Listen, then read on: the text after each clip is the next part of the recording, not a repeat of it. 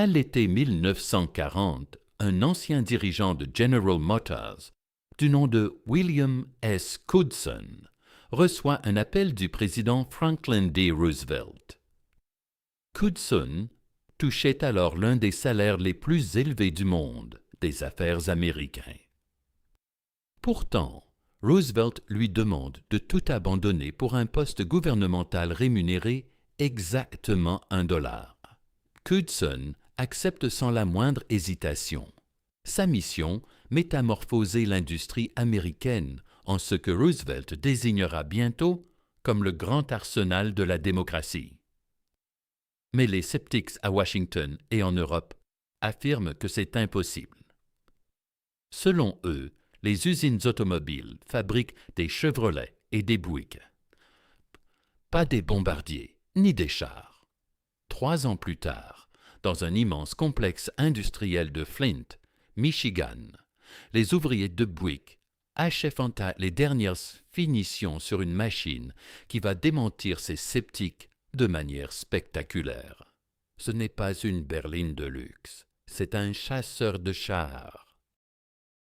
Et pas n'importe lequel, le véhicule blindé chenillé le plus rapide jamais conçu, capable d'atteindre 55 miles par heure sur route dégagée, plus véloce que la plupart des chars actuels.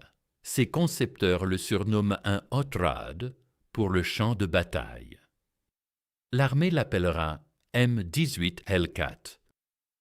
Les sceptiques prétendaient qu'une entreprise automobile ne pouvait pas produire de chars. Buick va démontrer à quel point ils se trompaient. Voici l'histoire de la façon dont les ouvriers, ingénieurs et dirigeants de l'automobile américaine ont réalisé l'impossible aux yeux des experts militaires du monde entier. L'histoire d'une arme née non dans un arsenal, mais sur une chaîne de montage, d'un véhicule imaginé non par des spécialistes des armements, mais par ceux qui stylisaient des berlines haut de gamme. Et l'histoire de ce qui advient quand la puissance industrielle d'une nation est mobilisée pour un unique objectif. Avant l'entrée en guerre des États-Unis, les doutes étaient profonds. Quand Coodson interroge le PDG de Chrysler, K.T. Keller, sur la capacité de son entreprise à fabriquer des chars, Keller répond avec franchise brutale. « Je ne sais pas, dit-il. Je ne sais pas à quoi ressemble un char, mais montrez-m'en un et je vous dirai si je peux le produire ou non. » Lorsque Ford propose de construire des bombardiers B-24 Liberator dans une gigantesque nouvelle usine, nommée Wheeler Run, les spécialistes de l'aviation balancent l'idée comme un pur fantasme. Ford assemble des voitures simples et bon marché, disent-ils. Les bombardiers exigent une ingénierie de précision que les constructeurs automobiles n'ont tout simplement pas. Buick affronte sa propre forme de scepticisme. Au début de la guerre, le département de l'armement de l'armée contacte Buick avec un défi. Il faut produire des étuis pour obus de 75 mm en acier plutôt qu'en laiton, dont les stocks sont critiques. Les experts qualifient cette tâche d'impossible. La métallurgie ne le permet pas, affirme-t-il. L'acier ne peut être formé en étui d'artillerie par des méthodes automobiles. La précision pour les munitions diffère fondamentalement de celle des usines auto.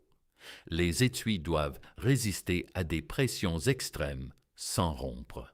Un défaut peut détruire le canon et tuer l'équipage, mais les ingénieurs de Buick refusent l'échec. Ils adaptent leur presse à longeron de pare-choc et inventent des procédés inédits.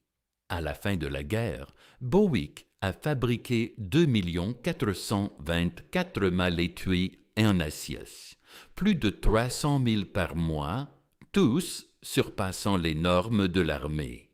Voilà le tempérament de l'industrie américaine que les observateurs étrangers ont systématiquement sous-estimé. Ils voyaient des usines de réfrigérateurs et de berlines. Ils ignoraient le talent d'ingénierie, l'expertise productive et la détermination farouche qu'elles abritaient. Le 29 décembre 1940, le président Roosevelt prononce sa célèbre causerie au coin du feu devant les Américains.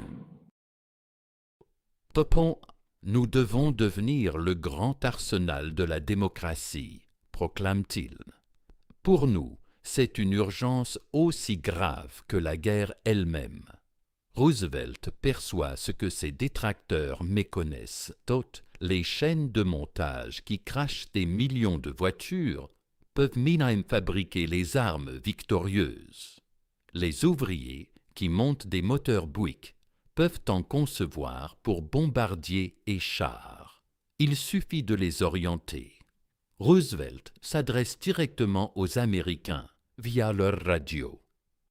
Il expose la menace sur la démocratie et le rôle des citoyens ordinaires dans sa défense. Les ouvriers d'usine comptent autant que les soldats. La production est vitale comme le combat. La guerre se gagnera sur les fronts autant que sur les chaînes d'assemblage. Ce message touche profondément les travailleurs américains impatients de servir leur pays. Codson apporte cette orientation. Il parcourt les usines du pays, pressant les dirigeants de reconvertir leurs lignes pour l'armement militaire. Lors de sa visite chez Buick à Flint, il rencontre le président de la division, un cadre de 40 ans nommé Arlo Hanch Curtis. Curtis a intégré General Motors en 1914 comme comptable. Il avait gravi les échelons au sein de l'entreprise pour accéder à la présidence de Buick en mai 1933, sauvant la division d'un effondrement imminent au cœur de la Grande Dépression.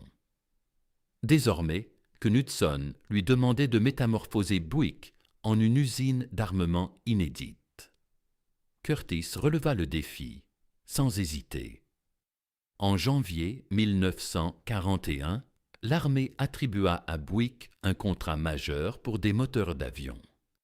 Le dernier modèle civil Buick quitta la chaîne de montage d'A Flint le 3 février 1942.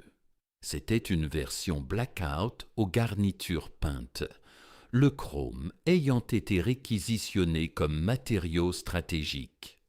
Une semaine plus tard, aucune automobile civile ne sortait plus d'aucune chaîne d'assemblage General Motors dans tout le pays.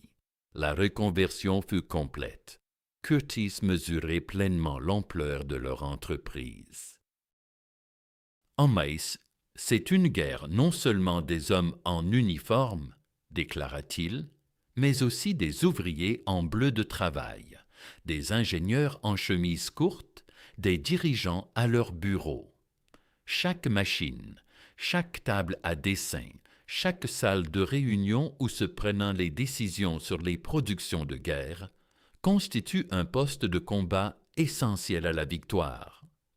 La mutation du complexe de Flint de Buick fut spectaculaire. Les usines 1 et 62 devinrent les sites principaux de production du futur M-18 Hellcat. Le bâtiment DES-7 abritait à la fois une école d'aviation et un centre de formation à la maintenance des Hellcats. L'usine 11 fabriquait des moteurs d'avion Pratt & Whitney. L'usine 30 produisait des blocs moteurs en aluminium pour les moteurs d'avion Rolls-Royce, ceux-là même qui équipaient le P-51 Mustang et les Spitfire britanniques. Une nouvelle fonderie d'aluminium au bâtiment, 20, sortait des dizaines de milliers de culasses. L'ampleur de l'effort échappait à l'imagination.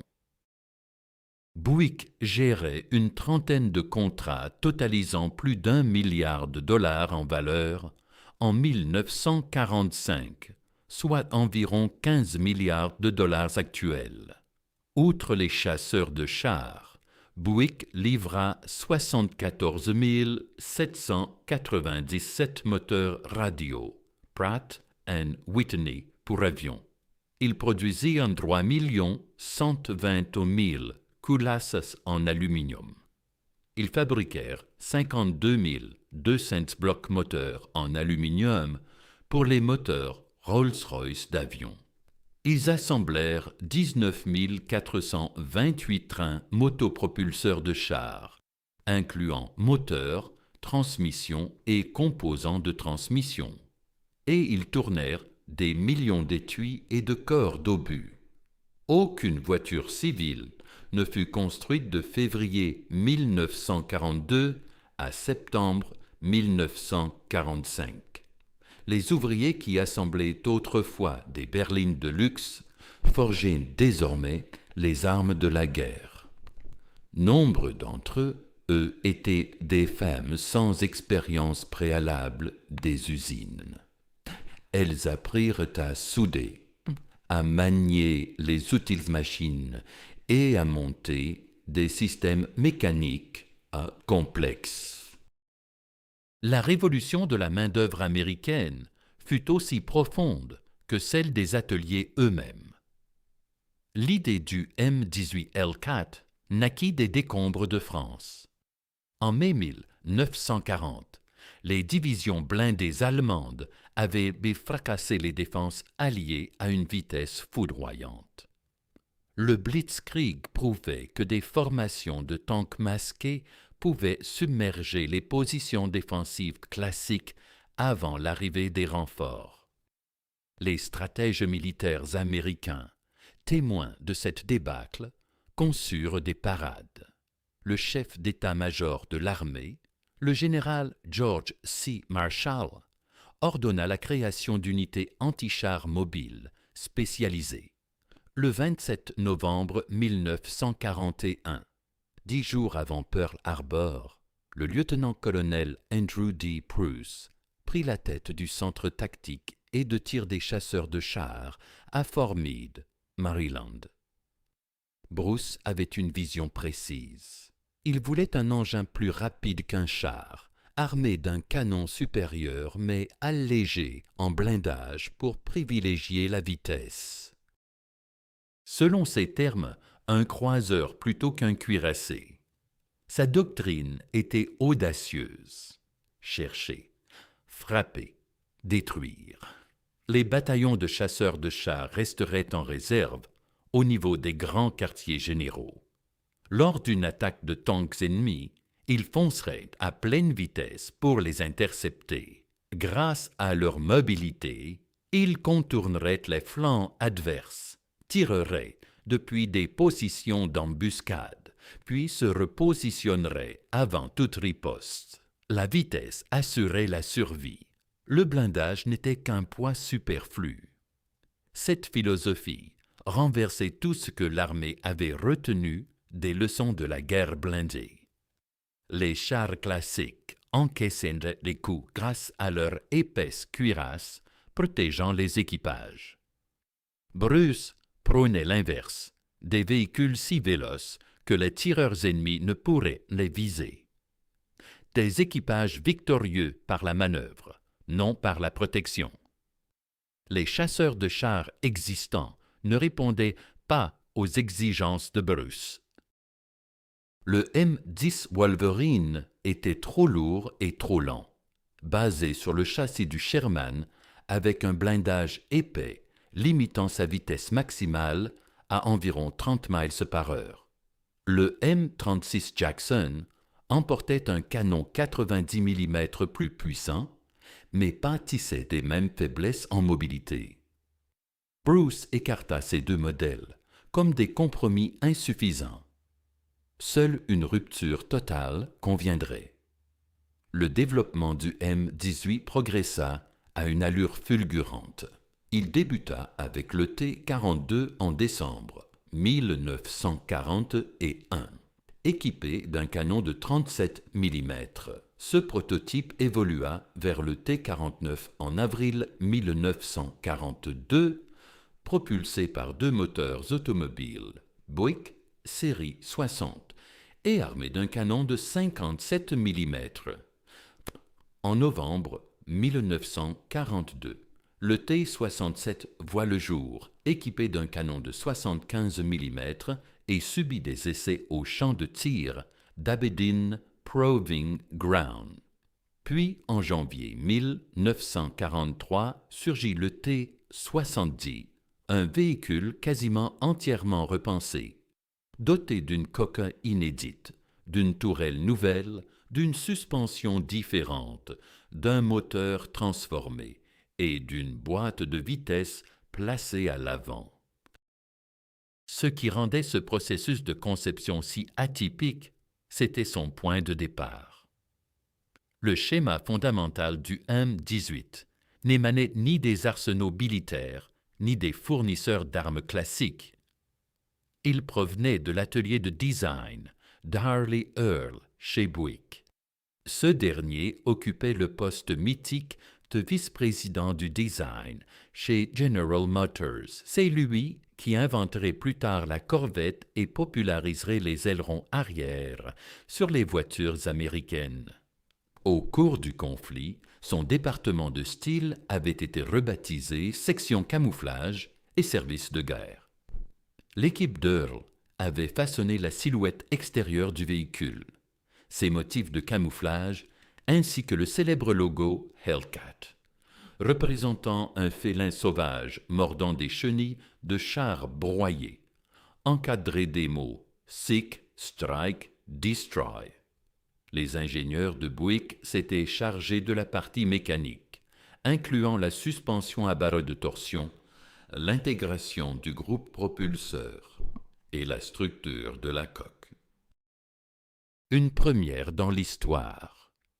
Jusqu'alors, les concepts de base des engins blindés militaires naissaient toujours au sein du département de l'armement. Désormais, c'était l'atelier de design d'un constructeur automobile qui forgeait des instruments de combat. Le premier prototype T-70 est livré en avril 1943. Les 6 exemplaires pilotes sont achevés en juillet. La production en série démarre sans délai. Le 16 mars 1944, le T-70 est officiellement normalisé sous la désignation M18. À ce stade, plus de 1000 unités avaient déjà été assemblées. Les caractéristiques techniques du M18 Hellcat incarnaient une doctrine délibérée de compromis. Chaque choix privilégiait la vélocité au détriment de la protection. Avec un poids en ordre de combat d'environ 18 à 20 short tons, le M18 ne pesait qu'à peine la moitié de celle du M10 Wolverine, qui atteignait près de 33 short tons. Il était juste un peu plus lourd que la moitié d'un char Sherman de 33 tons. Cette légèreté extrême constituait le secret de sa mobilité exceptionnelle.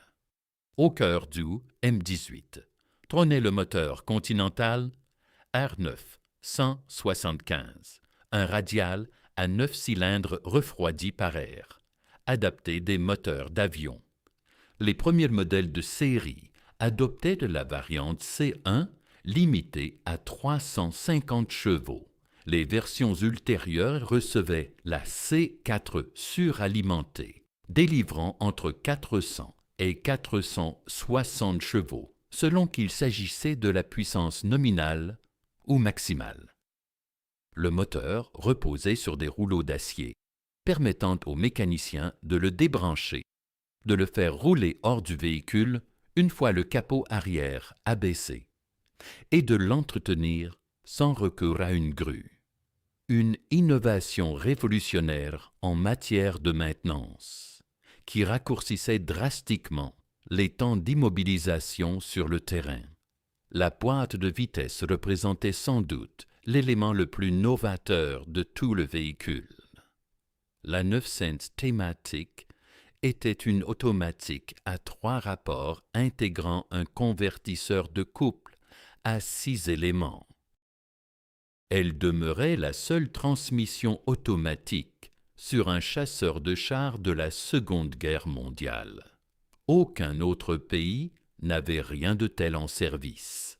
Le conducteur et son assistant disposaient de commandes de conduite identiques en double, une redondance rare qui permettait à l'un ou l'autre d'assurer la conduite en cas de blessure ou de mort du partenaire. La vitesse maximale routière limitée du M18 atteignait 55 miles par heure, ce qui en faisait le véhicule blindé chenillé le plus rapide jamais vérifié durant le conflit. Le troisième rapport de la boîte autorisait jusqu'à 60 miles par heure, et les documents promotionnels de General Motors évoquaient des pointes au-delà. La vitesse de croisière en troisième était de 45 miles par heure. Hors route, elle avoisinait 26 miles par heure. Pour comparer, le Cromwell britannique, réputé parmi les tanks alliés les plus véloces, culminait à 40 miles par heure sans son limiteur. Le BT-7 soviétique grappillait 33 à 38 miles par heure sur chenille. Le Panther allemand plafonnait à 28 miles par heure. Le Tiger en atteignait 28 miles par heure dans des conditions optimales. Le M18 distançait presque 2 fois les tanks allemands. L'armement principal comprenait un canon de 76 mm, M11 à tube de 52 calibres. Cette pièce tirait des obus perforants standards à 25 598 pieds par seconde, avec une pénétration de 92 à 96 mm à 500 mètres. Le canon pouvait cracher environ 20 coups par minute. La capacité en munitions s'élevait à 45 obus, dont 9 dans un râtelier prêt au combat en tourelle et 18 dans chaque specion de coque. L'armement secondaire consistait en une mitrailleuse M de Browning de 50 calibres avec 800 cartouches. Chaque membre d'équipage emportait aussi un carabine M1 et des grenades. Pourtant, la particularité la plus débattue du M18 résidait dans son blindage, ou plutôt son absence. L'épaisseur maximale culminait à 25,4 mm, soit environ 1 pouce, sur le front de tourelle. Le blindage de coque n'atteignait que 12,7 mm, un demi-pouce, sur la plupart des faces. Le plancher de coque ne faisait que 4,8 mm d'épaisseur. Lors des essais, 9 balles perforantes de 30 calibres sur 30 ont traversé le flanc de tourelle à seulement 75 yards. Le toit de tourelle était délibérément ouvert. Cela allégeait l'ensemble et offrait une visibilité optimale pour les embuscades, mais exposait cruellement les équipages aux snipers, grenades, éclats d'artillerie et au froid hivernal mordant.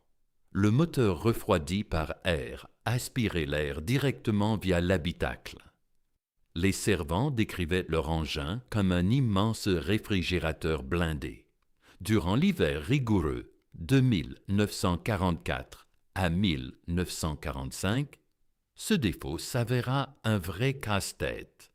Les équipages devaient manœuvrer par des températures glaciales, bien en dessous de zéro, alors que des rafales de vent traversaient la tourelle ouverte.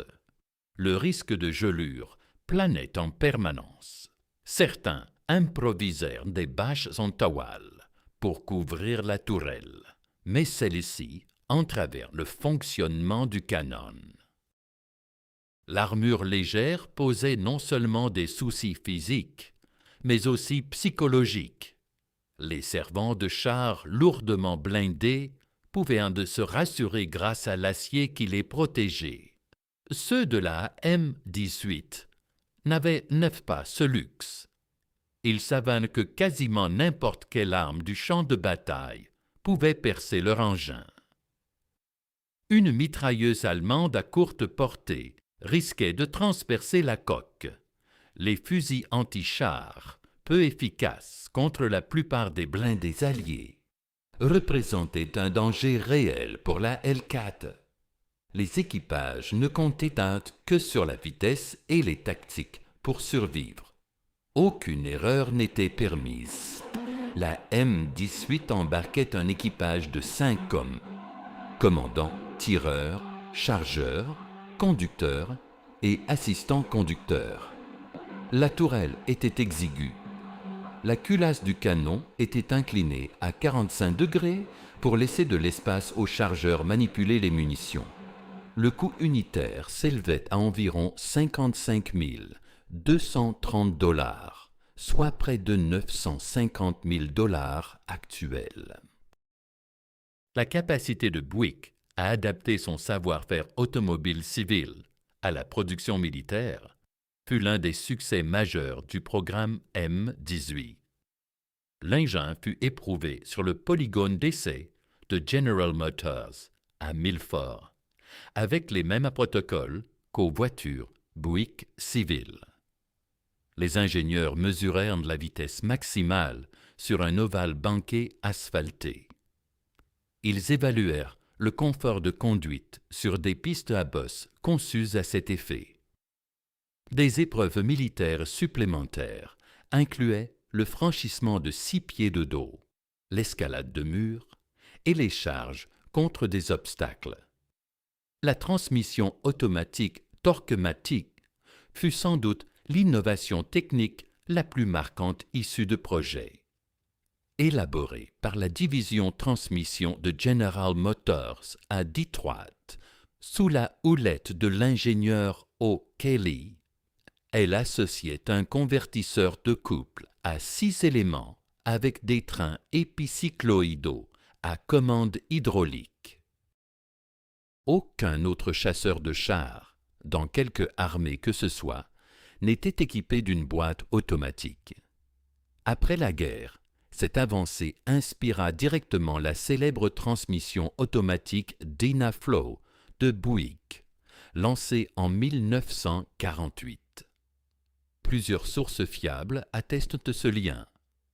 La Buick Heritage Alliance précise que le convertisseur de couple de la Dynaflow provient du développement par Buick durant la Seconde Guerre mondiale de la M18L4. La suspension à barre de torsion, une autre nouveauté imaginée par les ingénieurs de Buick pour assurer une tenue de route stable aux vitesses folles de la M18, était si rare sur les véhicules américains qu'elle pouvait la faire passer pour un char allemand, friand de ce système. L'armée fit parader des M18 devant les unités US avec des marquages nationaux surdimensionnés pour éviter les tirs amis. La discipline de production fut impitoyable. La fabrication des culasses en aluminium, prévue initialement à 25 000 unités par mois, fut triplée avant même le début de la construction. Elle culmina à 125 000 culasses mensuelles. À l'usine Buick de Melrose Park dans l'Illinois, la production de moteurs d'avion passa de 500 à 2000 unités par mois en 1944. La commission des chasseurs de chars rédigea 16 rapports d'essai sur le T-70 et proposa 137 améliorations en phase de développement. Seules 15 modifications supplémentaires s'avérèrent nécessaires sur les modèles de série. Cela illustrait la maturation fulgurante du design grâce à la rigueur ingénieriale de Buick. Au total, plus de 157 changements furent intégrés sur l'ensemble de la série. Les ingénieurs bossaient sans relâche pour corriger les pannes au fur et à mesure. Dès que des tests précoces montraient point des faiblesses, sous contrainte extrême, Buick les redessinait illico. La coopération entre testeurs militaires et ingénieurs civils était fluide. Les deux camps savaient que pour Bentemoguf des Nipofambus et Mandimandénondé. Pas de paperasse, ni de querelle de clocher. Le programme M18 était ultra secret. Un article sur ce nouveau chasseur de chars parut dans la presse un mois seulement avant l'arrêt de la production en octobre 1944. À ce stade, Buick en avait assemblé 2571 en un peu plus d'un an de cadence pleine. La M18 fit ses débuts au combat en Italie au printemps 1944, avant même sa standardisation officielle. Des prototypes T-70 rejoignirent Anzio Beached avec les 6001e et 894e Tank Destroyer Bataillon. Le 894e, inquiet de l'armure trop fine, les limita d'abord à la compagnie de reconnaissance plutôt qu'aux missions anti-chars de première ligne. Mais la France fut son vrai baptême du feu. Le général Omar Bradley refusa d'abord la M18 en janvier 1944, préférant la M10 en attendant la M36. Les trois premiers bataillons M18, les 6003e, 64e et 75e, furent rattachés à la Third Army du général George S. Patton. Ils débarquèrent à Utah Beach, mi-juillet 1944, et entrèrent en lice lors de l'opération Cobra. L'affrontement qui révéla tout le potentiel de la M18 fut la bataille d'Haraucourt, en Lorraine, en France. Les affrontements se sont étendus du 10 août au 29 septembre 1944. Le 704 Tank Destroyer Bataillon, rattaché à la 4e division blindée, a fait face à des contre-attaques de panzer allemands menées par la 113e Panzerbrigade. Le matin du 19 septembre, un épais brouillard enveloppait les ondulations des champs agricoles dans l'est de la France. Le lieutenant Edwin Leiper dirigeait un peloton de M18 de la compagnie C en direction du village de Rayor-la-Petite. La visibilité se comptait en pieds plutôt qu'en yards. L'un des M18 de Leiper progressait à pas de tortue dans la brume, quand, brusquement, le canon d'un char allemand surgit à seulement 30 pieds de distance. L'affrontement qui s'ensuivit ne dura guère plus de 5 minutes. Le peloton de Leiper anéantit 5 chars allemands pour la perte d'un seul M18. Ils poursuivirent le tir, abattant 10 panzers supplémentaires au prix de 2 Hellcats de plus. Le sergent Henry R. Hartmann réalisa ce matin-là l'une des actions individuelles d'équipage les plus fameuses de toute la guerre. Seul, dans son M18, il détruisit 6 chars allemands, pour la plupart des Panthers. Son équipe tira parti des atouts tactiques propres à l'M18.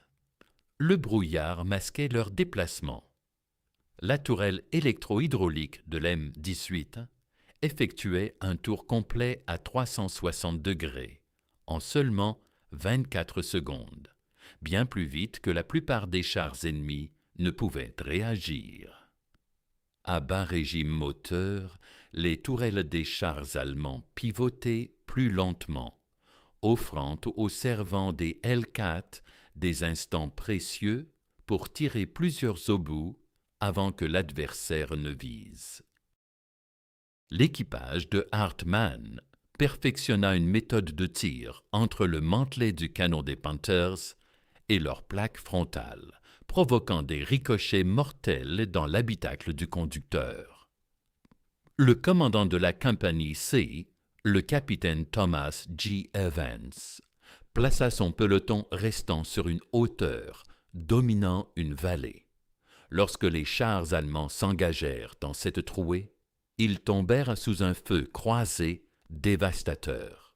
Les Hellcats lâchèrent une salve, puis exploitaient leur vitesse supérieure pour se repositionner avant toute riposte allemande. Les chefs de chars ennemis se retrouvaient à combattre des cibles qui semblaient s'évanouir et ressurgir ailleurs.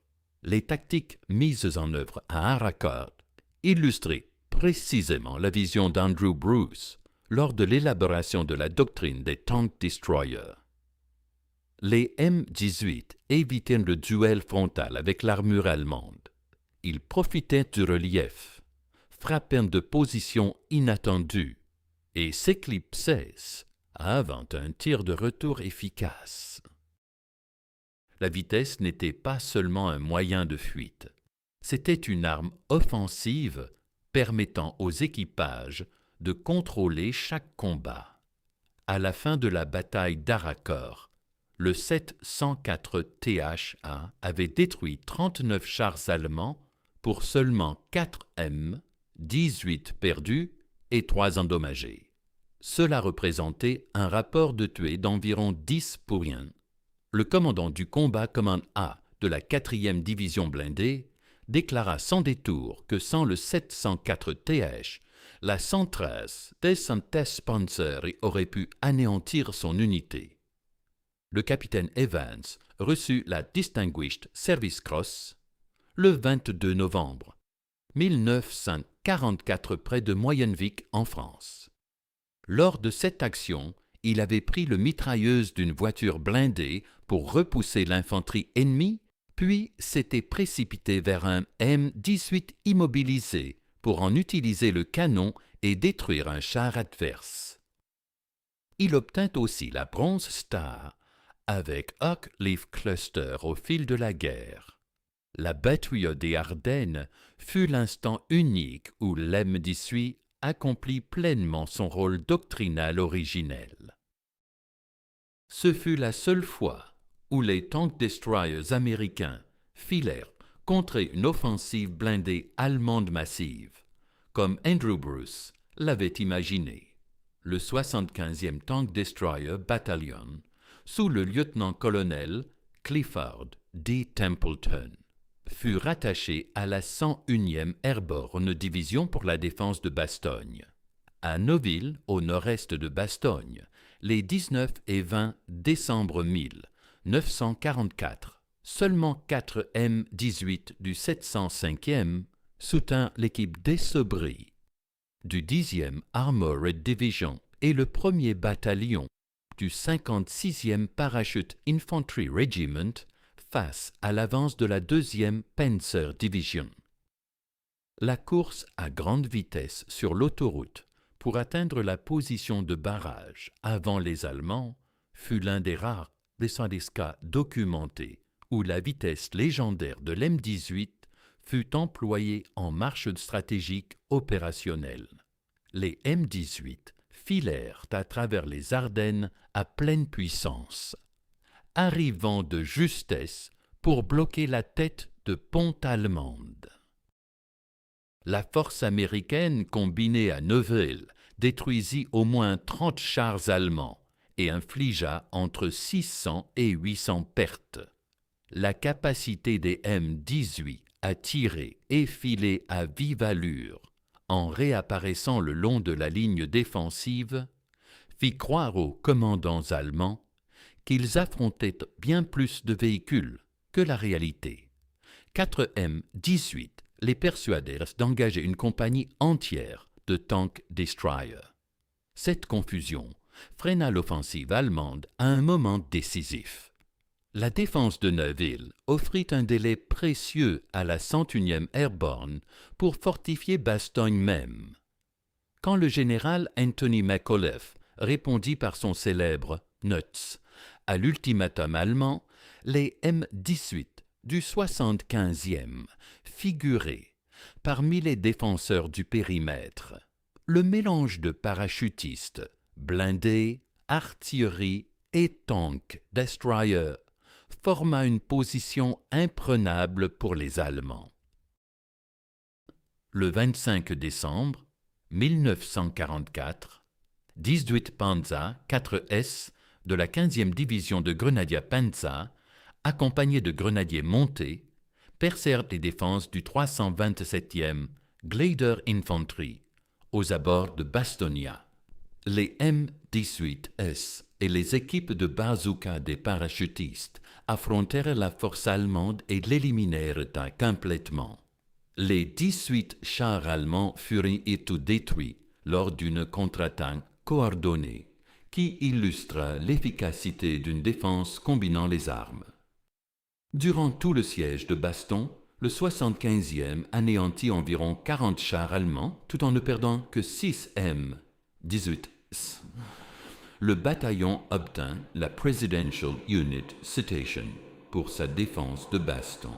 Le lieutenant-colonel Templeton trouva la mort au combat le 1er mars 1945, quelques semaines seulement avant la fin de la guerre. Il ne vit jamais la victoire que son bataillon avait contribué à rendre possible. LM-18 fut également engagé dans le théâtre du Pacifique, où le 637e Tank Destroyer Battalion combattit aux Philippines, notamment lors de la bataille de Manille, et reçut à son tour la Presidential Unit Citation pour la prise de Fort McKinley.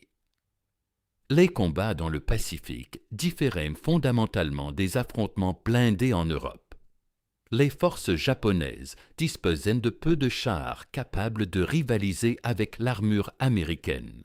La menace provenait surtout de positions fortifiées, de canons antichars camouflés et d'attaques suicides menées par des fantassins munis d'explosifs. La tourelle ouverte de l'M-18, qui constituait un risque calculé en Europe, s'avéra plus périlleuse dans le Pacifique. Des soldats japonais, armés de grenades et de charges creuses, visaient les véhicules à toit ouvert. Plusieurs équipages d'M-18 périrent sous des grenades lancées dans leurs tourelles. Malgré ces difficultés, le véhicule s'acquitta efficacement de son rôle de soutien-feu mobile. Son canon de 76 mm pouvait détruire des bunkers et des positions fortifiées impénétrables aux armes plus légères. Les destructions confirmées dans le Pacifique restèrent modestes, avec 11 kills, ce qui reflétait la nature différente de l'adversaire, plutôt qu'un défaut du véhicule lui-même.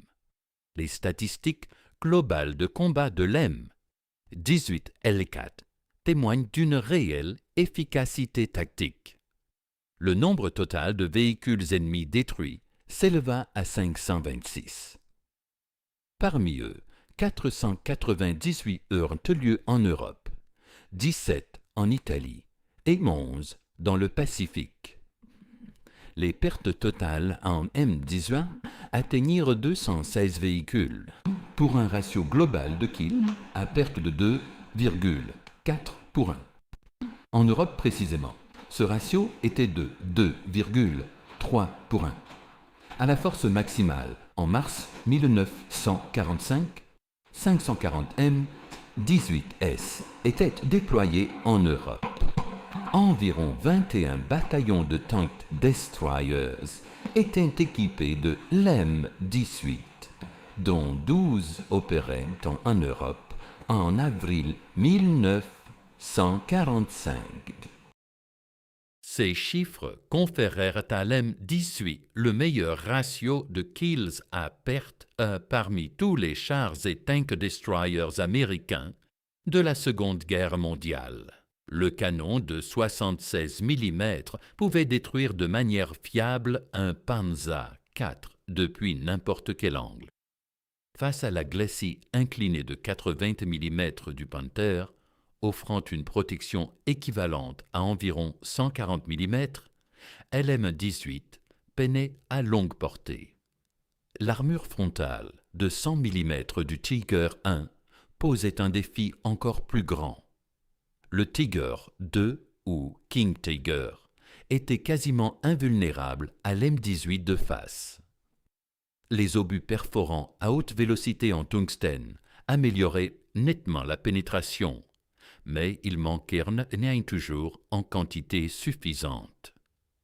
Les équipages estimaient qu'une distance d'engagement de 300 yards, au moins, était nécessaire pour des destructions fiables contre les Panthers, avec la munition standard.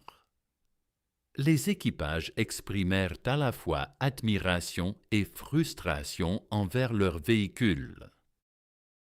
Ils louaient la vitesse, la fiabilité mécanique et la rotation rapide de la tourelle. Une évaluation officielle soulignait que le véhicule pouvait parcourir des centaines de miles dans des conditions difficiles sans réparation majeure. Ils appréciaient l'accès exceptionnel aux organes mécaniques qui permettaient de changer les moteurs rapidement sur le terrain. Mais ils critiquaient aussi la vulnérabilité de la tourelle, ouverte aux intempéries et aux éclats d'obus. Ils s'inquiétèrent de la minceur de l'armure, qui sapait leur confiance. La configuration encombrante de la tourelle ralentissait le rechargement. La position de la mitrailleuse obligeait le chef de char à s'exposer pour tirer. L'éclair du canon était si vif qu'il rendait l'M18 visible de nuit. Malgré ces reproches, la plupart des équipages préféraient une M18 aux alternatives disponibles. La vitesse leur offrait un contrôle sur leur destin. Dans un véhicule plus lourd, ils auraient été piégés quand la situation tournait mal. Dans le L4, ils pouvaient se replier et survivre pour combattre un autre jour. La capacité à fuir les mauvaises passes l'emportait souvent sur le manque de protection une fois pris au piège. Lors de la phase d'essai, les ingénieurs de Buick collaborèrent étroitement avec les équipages militaires pour repérer et corriger les défauts de conception. Cette étroite coopération entre fabricants civils et testeurs militaires permit de résoudre rapidement les problèmes avant le lancement de la production en série. L'historien Stephen G. Zaloga, auteur de l'étude de référence Osprey sur l'M18, porte un jugement plus sévère sur la conception. Il la qualifie d'équilibre défaillant global. Selon lui, les performances au combat de l'L4 tiennent à la formation et au dévouement de ses équipages, non à une conception mal pensée. Cette analyse est pertinente. Les unités M18 ont consacré la plus grande partie de leur temps à des missions improvisées, comme l'appui-feu direct à l'infanterie, la protection des convois ou la destruction de bunkers, au lieu de leur rôle principal anti-char. Les Allemands ont très rarement engagé des chars en formation blitzkrieg masquée, telle que prévoyait la doctrine des chasseurs de chars. La bataille des Ardennes a constitué l'unique exception notable. L'ironie de la carrière du M18 réside dans son excellence pour une tâche qu'il n'avait pas été conçu pour accomplir.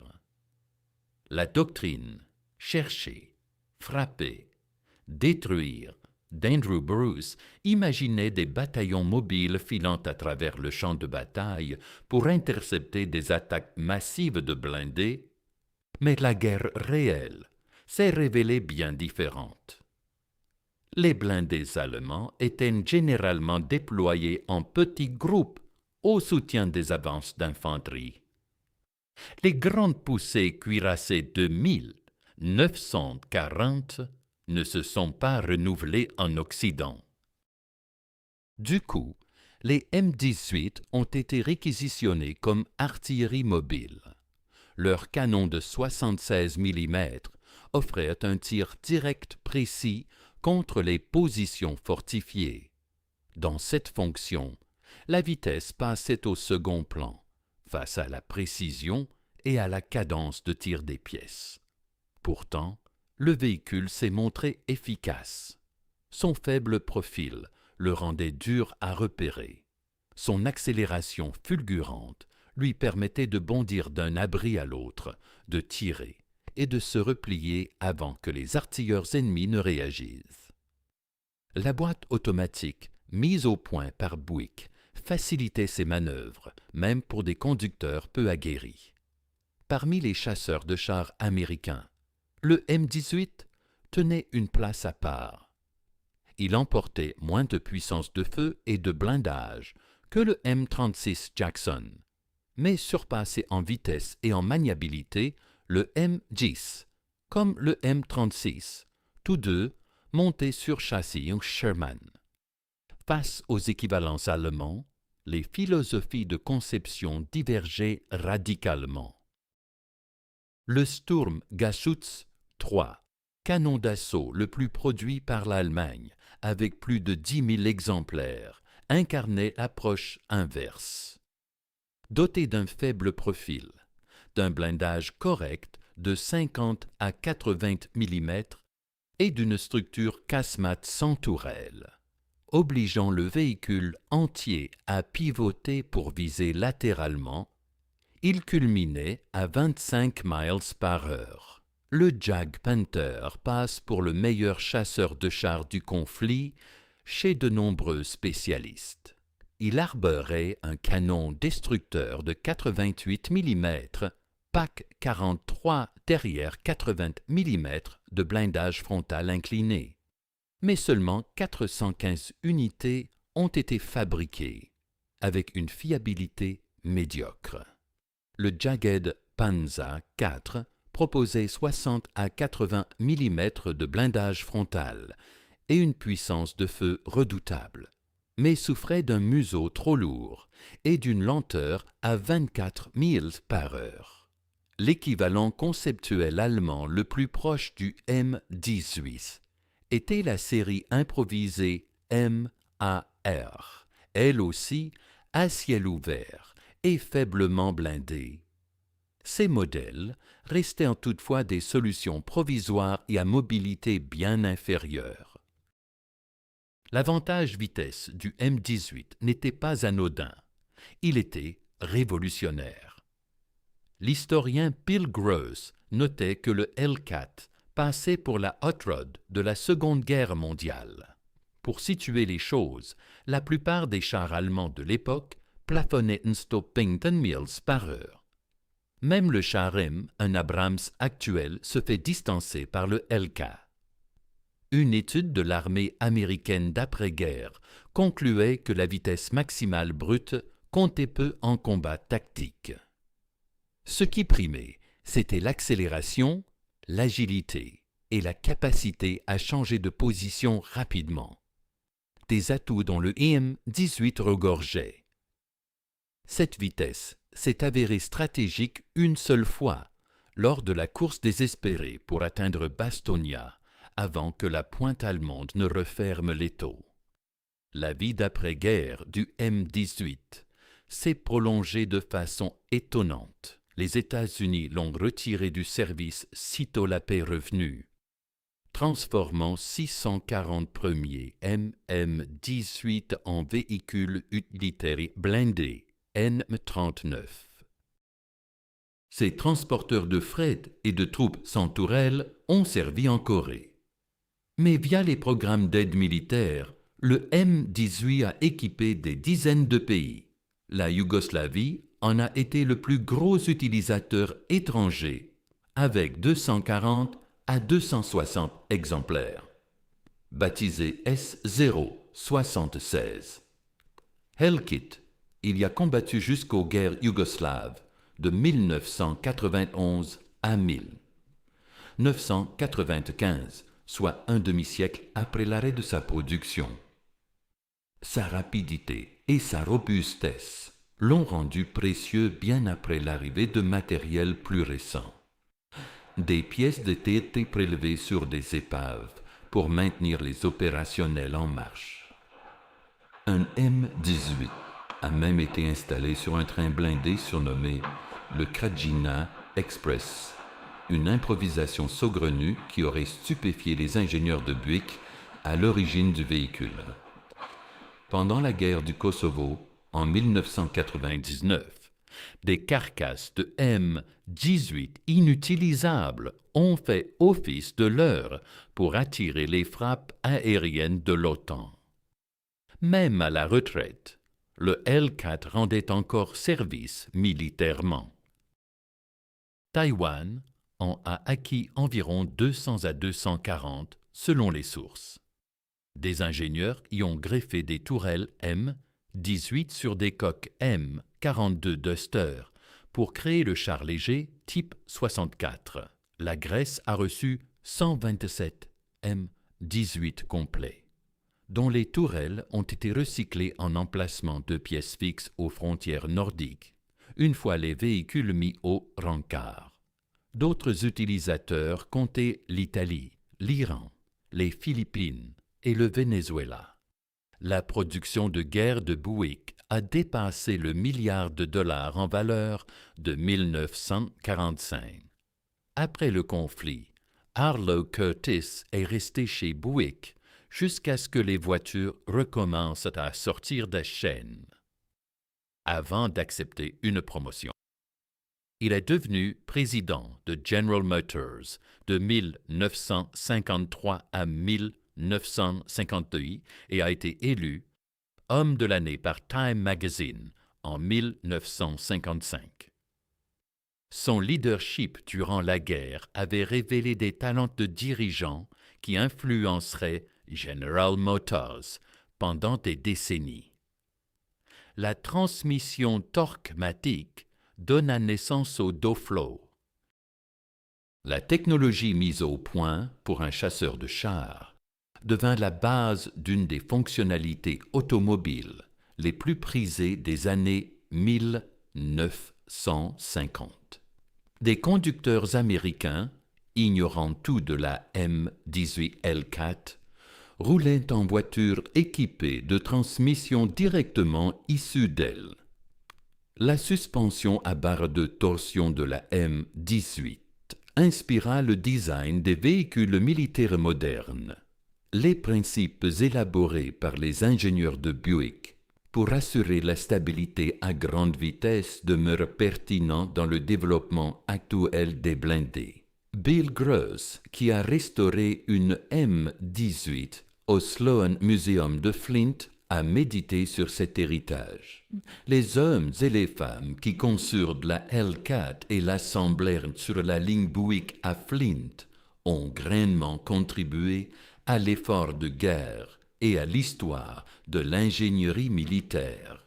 Ces personnes ont joué un rôle clé dans la fin de ce terrible conflit et leurs innovations servent encore aujourd'hui. Buick. City resta le principal site de production de Buick jusqu'à sa fermeture en 1999.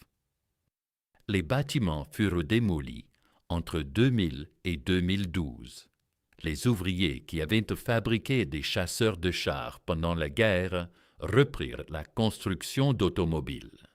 La plupart n'évoquèrent jamais leurs exploits. L'histoire de la M18 Hellcat échappe au récit simpliste de victoire. Elle fut à la fois le chasseur de chars américain le plus efficace en termes de ratio de destruction et un véhicule dont la doctrine sous-jacente s'avéra largement inadaptée à la réalité des combats. Son blindage léger terrorisait ses propres équipages, même si sa vitesse leur sauvait la vie. Conçu pour contrer des contre-attaques massives de Panzer qui se produisirent rarement, sauf à la Bulge, où elle s'imposa comme indispensable. La leçon tirée des réalisations de Buick ne doit pas s'effacer. Les sceptiques qui doutaient de la capacité des constructeurs automobiles à produire du matériel militaire sophistiqué jugeaient le potentiel américain sur ses performances en temps de paix Ils voyaient des usines fabriquant des berlines et en déduisaient qu'elles ne pouvaient pas concevoir d'armes. Ils observaient des chaînes de montage pour biens de consommation et pensaient qu'elles ne s'adaptaient pas. Ils évaluaient les compétences américaines sur l'existant, non sur ce qui pouvait naître sous la contrainte du besoin. Ils se trompaient sur toute la ligne. Cette métamorphose survint car des Américains ordinaires accomplirent l'extraordinaire quand les circonstances l'exigèrent. Les ingénieurs qui convertirent des presses à aile pour usiner des étuis d'obus n'avaient mais jamais envisagé de se lancer dans l'armement. Les ouvriers qui montèrent des chasseurs de chars avaient passé leur vie à assembler des voitures familiales. Les dirigeants qui pilotèrent cette reconversion n'avaient aucune expérience militaire. Ils le firent néanmoins. Ils acquirent des savoir-faire inédits. Ils réalisèrent l'impossible selon les experts. Et une fois la guerre terminée, ils retournèrent à l'automobile, sans presque en parler. La M18L4 incarne ce qu'une industrie américaine pleinement mobilisée pouvait produire. En un peu plus d'un an, une entreprise automobile sans passé militaire fabriqua plus de 2500 des chasseurs de chars les plus rapides jamais vus. Ces engins obtinrent le meilleur ratio de destruction parmi tous les blindés américains du conflit. Les usines qui les assemblèrent ont disparu. Les ouvriers qui les montèrent ont rejoint l'histoire.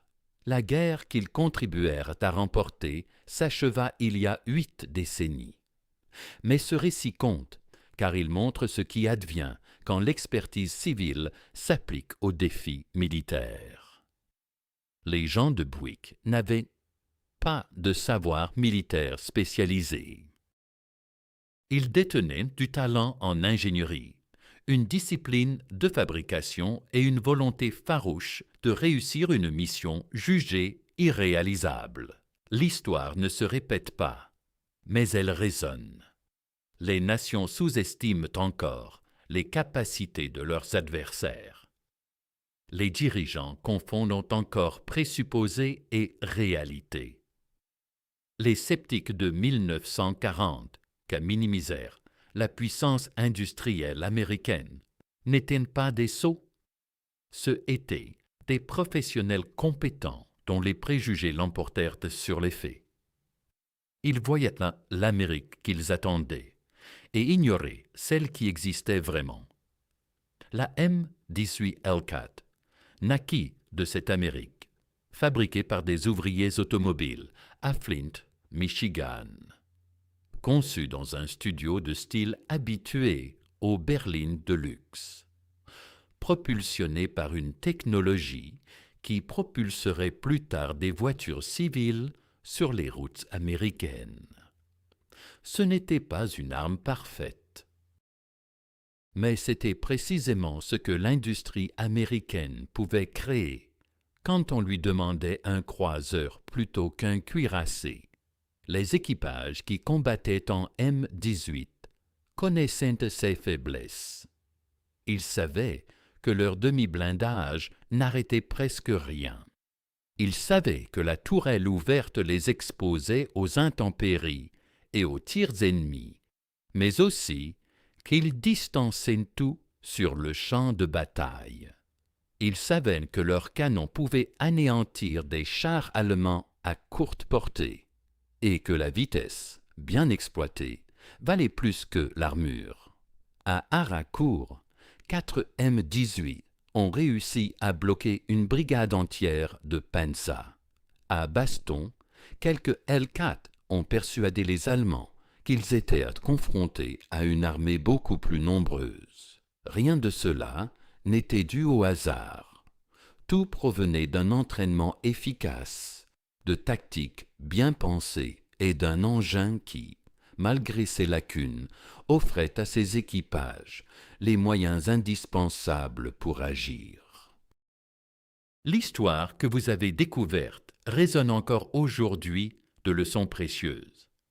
L'ingéniosité qui a permis de fabriquer le M18 Hellcat à Flint, dans le Michigan, perdure dans les usines et ateliers de tout le pays. La ténacité des ingénieurs de Buick, qui ont relevé des défis jugés insurmontables par les spécialistes, anime toujours les créateurs modernes. L'exploit de Arlo Curtis et de ses équipes n'avait rien de surnaturel.